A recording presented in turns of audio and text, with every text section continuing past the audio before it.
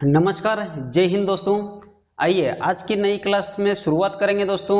आपने अगर पिछला वीडियो नहीं देखा है तो दोस्तों पिछला वीडियो जरूर देखिए। हमने वहां पर पिछले वीडियो में पढ़ा था कि भारत देश के पड़ोसी देश और कौन कौन से हैं और क्षेत्रफल में सबसे ज़्यादा बड़ा देश कौन सा है और छोटा कौन सा है, ये देखा था दोस्तों। और साथ ही साथ में हमने कर्क रेखा देखा था। आज देखेंगे दोस्तों भारत की जो समुद्री क्षेत्र यहाँ पर भारत जो है समुद्री क्षेत्र से किस प्रकार से घिरा हुआ है। यानी कि यहाँ पर देखिए भारत की स्थिति इस प्रकार से है और भारत देश जो है यहाँ पर समुद्री क्षेत्र में किस प्रकार से घिरा हुआ है, ये आज हम देखेंगे। तो दोस्तों शुरुआत करेंगे हम यहाँ से। देखिए कि यहाँ पर देखा हमने कि जैसे कि आपको दिखाई दे रहा होगा कि यहाँ पर लिखा है कच्छ का तट, और यहाँ कौन कौन से तट किस प्रकार से है और कहाँ से कहाँ तक फैला हुआ है, ये सब हम आज के वीडियो में जानेंगे। आइए दोस्तों देखिए, यहाँ पर जो भारत आपको इस प्रकार से दिखाई दे रहा है, ऊपर उत्तर पूर्व में दोस्तों आपको यहाँ पर दिखाई दे रहा है कि यह सबसे ज्यादा फैला हुआ, विस्तार से फैला हुआ आपको दिखाई दे रहा होगा, क्योंकि यहाँ पर हिमालय है दोस्तों। और यहाँ से दोस्तों जब आप नीचे जाओगे तो आपको मिलेगा दक्षिण में एक ऐसा मिलेगा दोस्तों कि आपको सकरा सकरा होता जाएगा। दोस्तों यहाँ पर सकरा क्यों हुआ है और किस कारण से हुआ है, ये हम जानेंगे। देखिए दोस्तों यहाँ पर आपको दक्षिण में हिंद महासागर मिलेगा और पूर्व में बंगाल की खाड़ी मिलेगी और पश्चिम में दोस्तों अरब सागर मिलेगा। तो दोस्तों भारत देश जो है तीनों ओर से घिरा हुआ क्षेत्र है।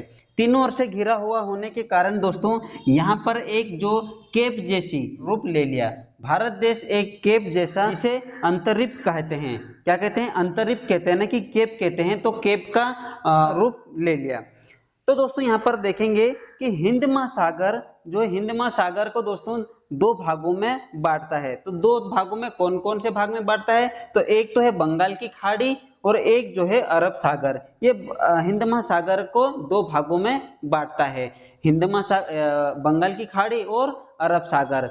आइए आगे हम देखते हैं दोस्तों।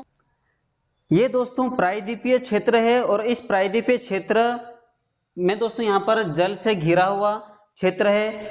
यहाँ पर दोस्तों तीनों ओर से क्या है? तीनों ओर से अरब सागर, बंगाल की खाड़ी और हिंद महासागर, तीनों ओर से जल से घिरा हुआ क्षेत्र है। तो ये दोस्तों प्रायद्वीपीय क्षेत्र कहलाता है। और इस प्रायद्वीपीय होने के कारण दोस्तों यहाँ पर पूर्व में बंगाल की खाड़ी और पश्चिम में अरब सागर और दक्षिण में हिंद महासागर, ये दोस्तों तीनों ओर से घिरा हुआ है। इस प्रकार से यह तीनों ओर से समुद्री घिरा हुआ है दोस्तों। इसी प्रायद्वीपीय आकार के कारण भारत की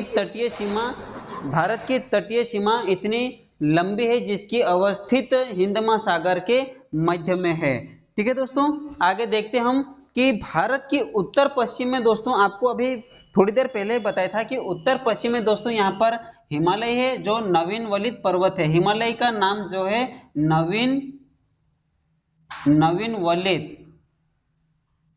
नवीन वलित पर्वत। दोस्तों यहाँ पर नवीन वलित पर्वत क्यों पढ़ा गया है? क्योंकि दोस्तों यहाँ पर नवीन वलित पर्वत इसलिए यहाँ पर पढ़ा गया कि जो आज भी हिमालय जो है जो आज भी दोस्तों हिमालय का निर्माण धीरे धीरे ऊपर की ओर उठते जा रहा है। तो नवीन वलित पर्वत इसीलिए यहाँ पर और भी अलग अलग पर्वत है दोस्तों। हिमालय को और भी अलग अलग भागों में बांटा गया है। ये हम विस्तार से पढ़ेंगे दोस्तों आगे।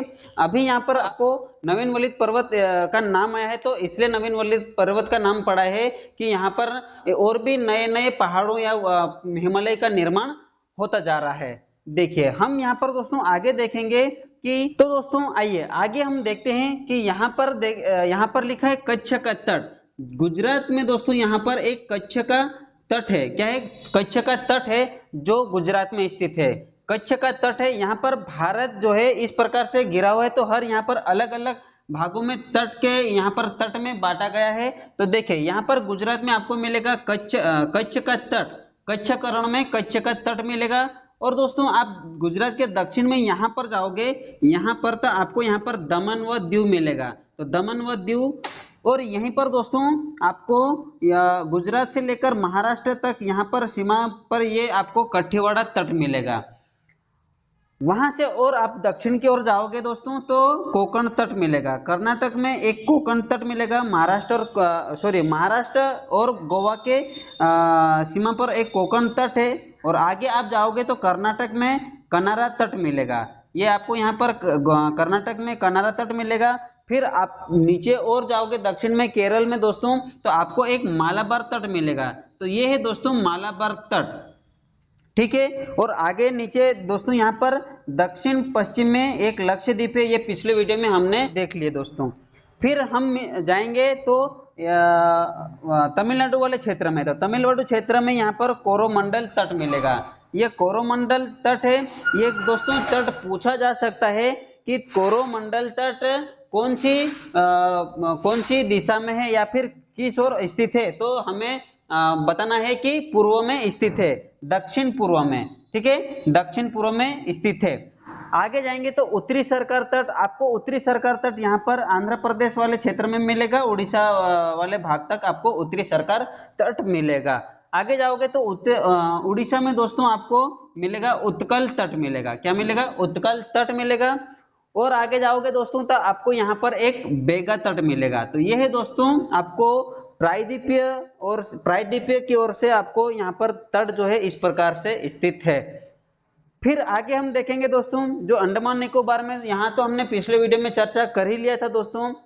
जो हमारा दक्षिणतम बिंदु है अंडमान व निकोबार द्वीप समूह में एक इंदिरा पॉइंट है दोस्तों, जो भारत का दक्षिणतम बिंदु है।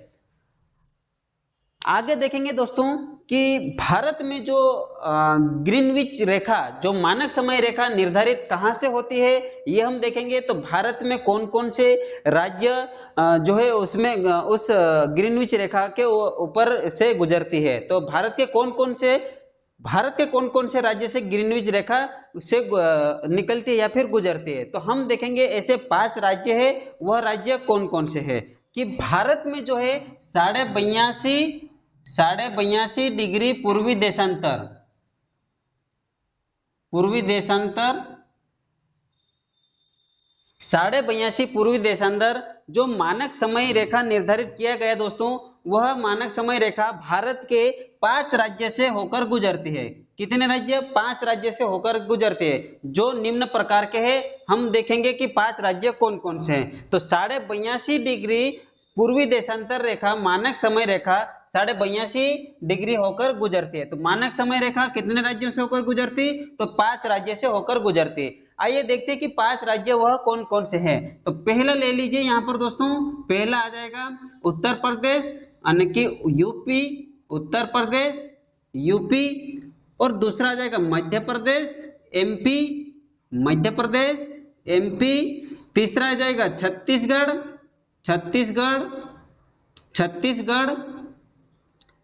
छत्तीसगढ़ के बाद में चौथा आ जाएगा उड़ीसा, उड़ीसा के बाद में 5वां आ जाएगा आंध्र प्रदेश। तो ये है दोस्तों 5 राज्य।